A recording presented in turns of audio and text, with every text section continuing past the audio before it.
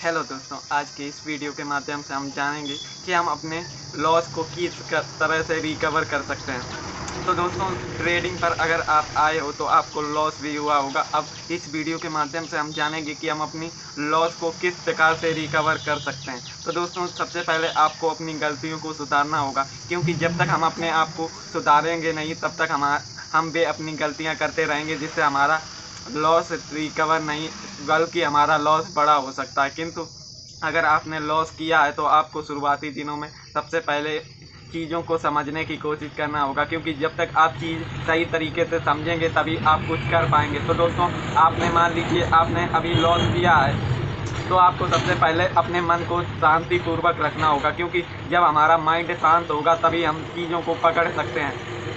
तो दोस्तों, आपको सबसे पहले आपको अपना माइंड शांत रखना है, क्योंकि शांत मन से हम वो कार्य कर सकते हैं जो कार्य कोई भी नहीं कर सकता। किंतु आपका माइंड शांत होगा तभी हम ये चीज़ कर पाएंगे।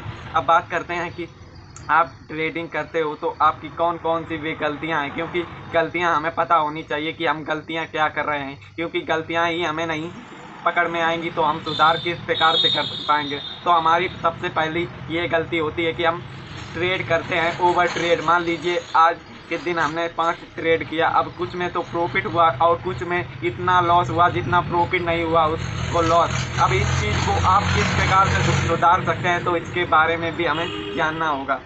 तो दोस्तों, आपको अगर आप ओवर ट्रेडिंग ज़्यादा करते हो तो आपको अपनी ओवर ट्रेडिंग करना बंद कीजिए, क्योंकि ओवर ट्रेडिंग से हमेशा लॉस ही बढ़ेगा, ना कि आपका कैपिटल। तो आपको शुरुआती दिनों में कभी भी ओवर ट्रेडिंग पर ध्यान नहीं देना है, क्योंकि हमेशा ओवर ट्रेडिंग से हमारा लॉस ही बढ़ता है। तो दोस्तों, आपको ओवर ट्रेडिंग नहीं, आपको अपने माइंड से आपको टारगेटिंग रखना है। जैसे मान लीजिए आपका जो भी कैपिटल है तो जो आप ट्रेड करेंगे तो आपको हमेशा अपने कैपिटल का 10 से 20% ही डेली मार्केट से निकालना का टारगेट रखना है, क्योंकि ज़्यादा लालच की वजह से भी हम कुएं में गिर जाते हैं। इसीलिए आपको चीज़ों को समझ कर करना है। अब बात करते हैं कि हम अपने लॉस को किस प्रकार से रिकवर कर सकते हैं, क्योंकि हम तरीके को पकड़ के चलेंगे तभी हम चीज़ों को समझ पाएंगे। किंतु आपको इसमें धैर्य और शांति की आवश्यकता है, क्योंकि जब तक हम अपनी मन को शांत नहीं रखेंगे तब तक हम कुछ कर ही नहीं पाएंगे। तो दोस्तों, आपको सबसे पहले आपको अपने आप को कंट्रोल लाना सीखना होगा, क्योंकि जब तक आप अपने आप को काबू में नहीं कर पाएंगे तो तब तक आप अपने लॉस को रिकवर नहीं कर पाएंगे। तो आपको अपने मन को हमेशा शांतिपूर्वक रखना चाहिए, क्योंकि जब हमारा मन शांत होगा तभी हम चीज़ कर पाएंगे। तो आप जो ट्रेड कर रहे हैं उस ट्रेड को बंद करके आपको हमेशा मन को शांत रखना है, और आप ट्रेड किस प्रकार से करेंगे उसके बारे में भी हम जान लेते हैं। जैसे मान लीजिए आपका कैपिटल टोटल कितना है, आपको वो चीज़ आपको पता ही होगी। मान लीजिए हमारा कैपिटल 1 लाख है, तो हमें ट्रेड करते वक्त कितना कैपिटल रखना चाहिए ट्रेडिंग अकाउंट में। मान लीजिए आपका कोई भी कैपिटल 1 लाख है, तो आपको हमेशा कोशिश करें कि आपको ट्रेडिंग अकाउंट में सिर्फ 20,000 ही रुपये हों। अब इसमें कौन सी लॉजिक है इसके भी बारे में हम जान लेते हैं। जैसे आप मान लीजिए आपको स्टॉक मार्केट में टिकना है, तो कुछ चीज़ों को समझकर और उनके कंट्रोल पर कार्य करना होगा, क्योंकि कंट्रोल नहीं करोगे तो आपको स्टॉक मार्केट में टिक ही नहीं पाओगे। तो आपको सबसे पहले अपनी तरीके को बदल कर और माइंड सेट से आपको कार्य करने की आवश्यकता है। तो पहली बात यह है कि आपको जीवन में अगर स्टॉक मार्केट में रुकना चाहते हो, अगर आपको स्टॉक मार्केट में टिकना है, तो आपको हमेशा ये चीज़ पॉइंट फॉलो करना है कि आपका जितना भी कैपिटल है उसका 20% ही आपको ट्रेडिंग अकाउंट में डालना है, और 80% आपके बैंक अकाउंट में रुपए हमेशा सेफ रखने हैं, क्योंकि इन छोटी छोटी चीज़ों से हम बिल्कुल प्रॉपर तरीके से सही तरीके से कार्य कर सकते हैं।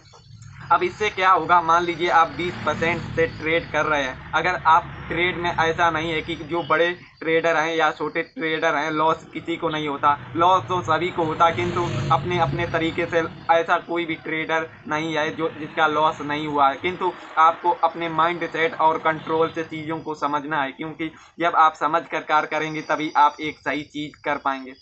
तो आपका टारगेटिंग ये रखना चाहिए कि 80,000 रुपये आपके बैंक अकाउंट, मतलब आपका जितना भी टोटल अमाउंट है उसका 80% आपके बैंक अकाउंट पे सेफ रखना और 20% से आप अपनी ट्रेडिंग अकाउंट में रख सकते हैं।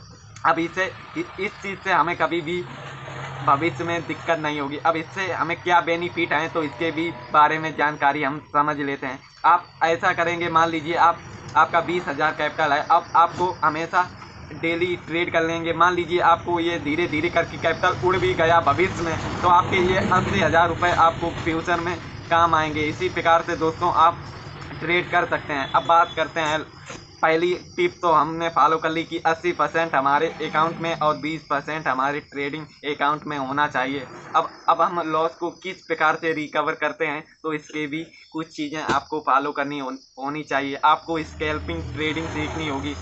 स्कैल्पिंग ट्रेडिंग सीखोगे तभी आप अपने लॉस को रिकवर कर सकते हैं। आप अपनी जानकारी के अकॉर्डिंग आपको कार्य करना होगा। जैसे मान लीजिए आपका 80% सेफ है और 20% ट्रेडिंग में है, तो आपको ट्रेडिंग अकाउंट में जो अमाउंट है उससे आपको डेली का 10 या 20% ही तय करके, मतलब 20% ही आपको प्रॉफिट करना है। आपके डेली के 1 या 2 ही ट्रेड करने हैं, वो भी सक्सेसफुल।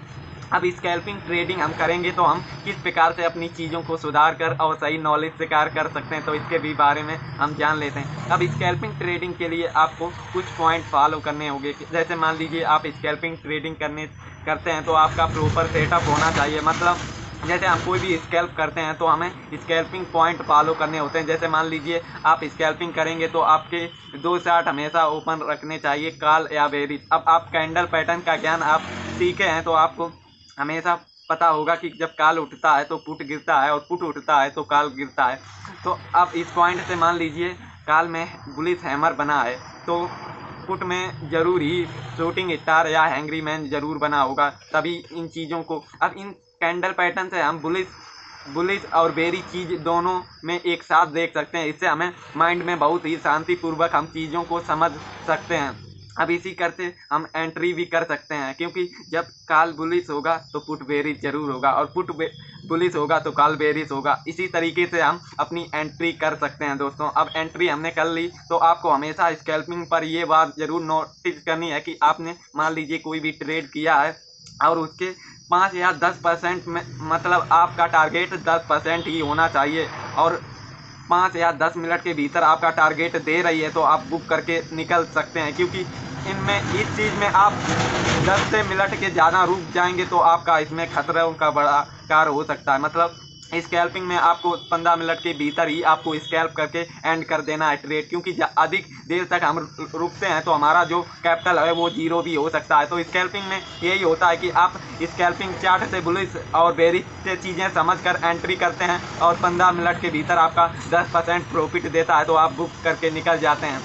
इसीलिए दोस्तों अब मान लीजिए आपका कैपिटल है 20% और आपने 10% भी ले लिया है दिन के, तो 2000, तो आप मंथ में आपको अपनी कैलकुलेशन के हिसाब से जान सकते हैं कि डेली के आप 2000 रुपये 20,000 कैपिटल से कमा रहे हैं 10%। अब आपको 20 दिन मार्केट खुलता है। अब मान लीजिए 20 दिन में आप 2000 के कैलकुलेशन लगा सकते हैं जो 40,000। अब मान लीजिए 40 में आपका 20,000 धोखे से लॉस और ब्रोकर चार्ज भी चला गया तो आपके 20,000 रुपये बचे। मतलब जो आपका कैपिटल है वो 1 महीने के अंदर डबल हो गया है। इसी प्रकार से आप छोटे छोटे प्रॉफिट स्कैल्पिंग से सीखेंगे तभी आप धीरे धीरे समय के साथ अपने लॉस को रिकवर कर सकते हैं दोस्तों। तो आज के इस वीडियो के माध्यम से आपको जो जानकारी मिली, इन चीज़ों को शांत मन से आप अपने मन में चीज़ों को समझने की कोशिश करेंगे तो आपको इस वीडियो से ज़रूर ही सीखने को और एक सही नॉलेज मिल सकती है। तो दोस्तों आज के वीडियो पर इतना ही, मिलते हैं एक नई वीडियो पर एक नई जानकारी के साथ। तो धन्यवाद।